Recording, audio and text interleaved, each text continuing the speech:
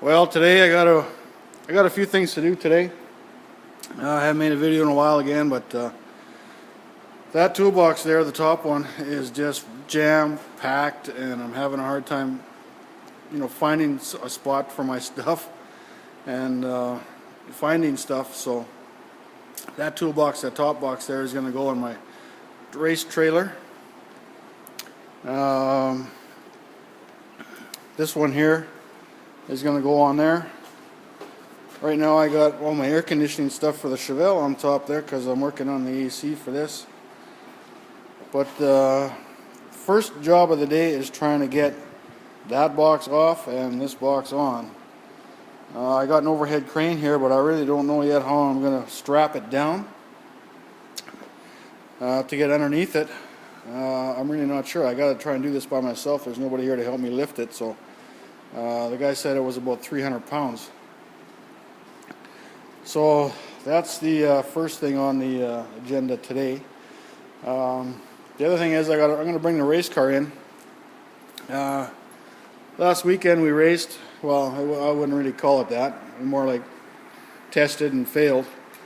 The fuel injection was way too fat. There was way too much fuel going in it.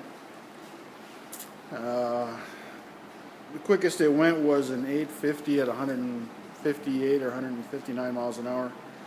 And it should have been way faster. I'll show you that when I get the race car in here. I'm going to do that as soon as I get these boxes swapped over. I'll bring the car in. I'm going to change the oil and see how much alcohol is in the oil. The nitrous wasn't working properly. The wiring, the way I had it plugged in, I was having problems with that. So I'll show you that once I get the car in here. But first of all, we're going to get this toolbox changed over. So I'll get all this AC stuff off of here and see if we can figure out how I'm going to do this. I do have some straps here somewhere. It's just a matter of getting underneath it to get it up in the air with the overhead crane. I got the overhead crane there. It'll lift it no problem. It's just a matter of trying to figure out how to hook it up without hurting the box. So I'll carry on here, and I have a feeling today is going to be a pretty long video because I got lots of stuff on the go today. But I can't bring the race car in because it's Sunday morning. It's only 8:30 in the morning, and I don't want to fire it up and wake up the town. So I figured I'd get this done first, and then I'll bring the race car in. So I rigged up a strap here, some stuff I had laying around, and it got that one up. So the thing's so full I can't even close the lid. So I'll roll the other one out of the way here. Or actually I'll just roll this out of the way. And then hopefully I can do the same with the other one. I'll just have to get some longer straps. But I'm curious to see what's underneath all that. Those two boxes have been on there for probably close to 15 years. So once I transfer all the stuff over, and I'm kind of curious to see what I can find, but I'll carry on. Well, I could probably see if I can slide this over without hurting anything.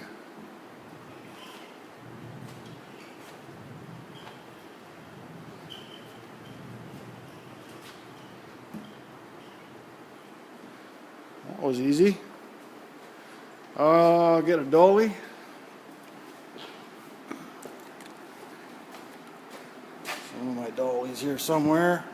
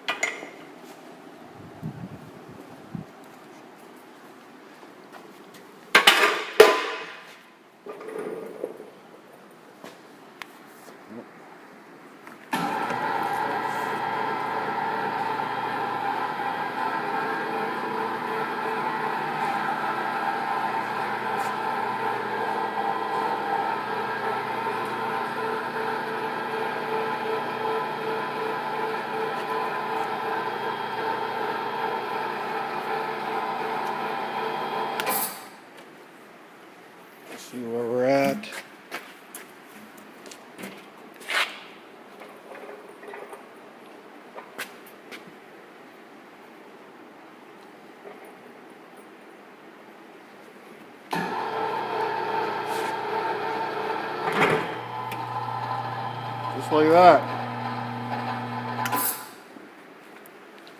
Holy, look at all that crap on there. We'll get all that cleaned up, and then I'm going to try and do the same with the big one. We'll see how that works. So the tool guy's going, don't do it by yourself. You'll never get it on there by yourself. And I'm thinking, well, how hard can it be? So it's got some straps on it. Kind of just wrap it around the ratchet strap there. Hook it onto the crane and get her up there. Now if it don't drop, I'll be laughing. I don't think it'll drop. It should stay on there. Let's see if I can prop up this camera here. There. Maybe I'll make a fool of myself and smash my new toolbox.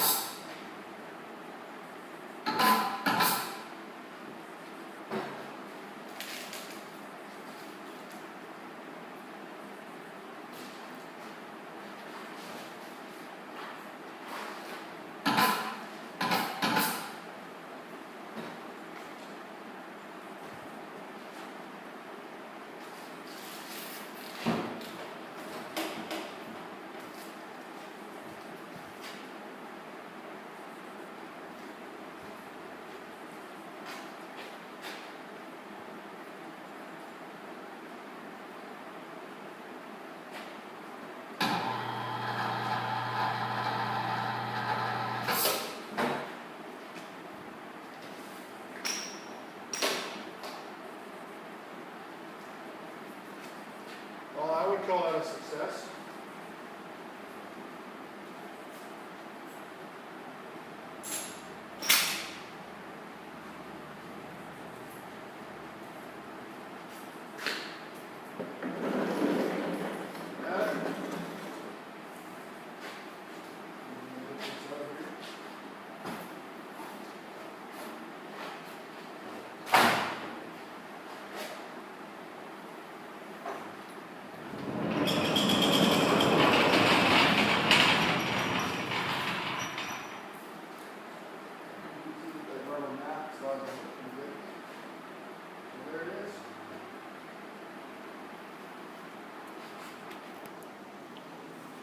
So now it's just a matter of getting all the stuff out of that box there into this one. And then I got to unbolt the box that's in my trailer and put all the stuff from that box into that one. And then I want to build a dolly so that I can just roll this under the bench in the trailer. And then when I want to work on the car outside, I can just roll it outside. So that's the plan anyway. So now I'm going to move that alignment machine over. Oh, maybe I don't have to. Maybe I can just clean up the crap there and roll it right in there. I think maybe that's what I'll do. But I'll carry on. Oh, there it is. She's all up in its spot. I got most of the sockets up there. There's a whole bunch more in here that I don't have clips or trays for, so next time he comes around he's going to have to give me some more clip trays. So now I'm going to bring the race car in. Maybe I'll show you this air conditioning first. Condenser is in the package here still. I haven't unboxed that. It's got a bunch of brackets to mount. And then it's got a whole bunch of little dash pieces. I guess the hoses go through the kick panel and that piece there. And there's a hose kit here somewhere. Maybe under here. Yep, there's the hose kit. And then it's got some ducting stuff. Put that back in the box. It's got a bracket that bolts in place of the original heater box. I'm not sure what I want to do there, if I want to mount that on the inside like that, or shave this lip off here and then mount it flush to the outside. That way the plate will cover these holes here, because it looks kind of ugly like that. So I might just do that, shave that lip off, mount it on the outside. And then the AC unit just sits under the dash there. It's just kind of mocked up. It's not really in place yet. Very nice unit from Vintage Air. So now the only thing I got left to do is buy a dash for it. And the dash that I want to get, the company sells a complete dash kit. Comes with everything you need. Comes with a complete gauges, glove box, ashtray, everything just bolts right in. Even comes with a wiring harness for the whole car, because it's got a Dakota digital dash in it, and then it's got the wiring harness for the digital dash plus the harness for the LS engine. So it's a complete bolt-in dash, gauges, wiring, everything, and it's just over $2,000 US. And with our dollar right now, we're at I think it was $1.27 here in Canada. So I mean, it's going to be big money. It's going to be like $2,600 or something just to get the dash plus the freight and everything. So that's going to have to wait for a while. The other thing is, I got the camshaft in for the engine here. I got it painted black. So I got the cam in, I got the timing gear in. The only problem is they gave me the wrong cover, and they didn't give me any push rods. So I'll have more on that later, but I'll bring the race car in for now. So I got the race car in the shop here. I changed the oil, and the oil actually came out really clean. No alcohol in the oil. I guess that vacuum pump really does its job. The only thing I found really bizarre is the oil filter has got a nick in it, and it was covered by the diaper. Diaper covers it. I have no idea how that nick got in there. I thought maybe a torque converter bolt, but they're all in and they're tight, and I don't see anything. I have no idea how that nick would have got in there. But it's a good thing I caught it, because, well, I mean, if something would hit there, it might, start a leak. Because it's a pretty good dent, and it looks like it was rubbing, so.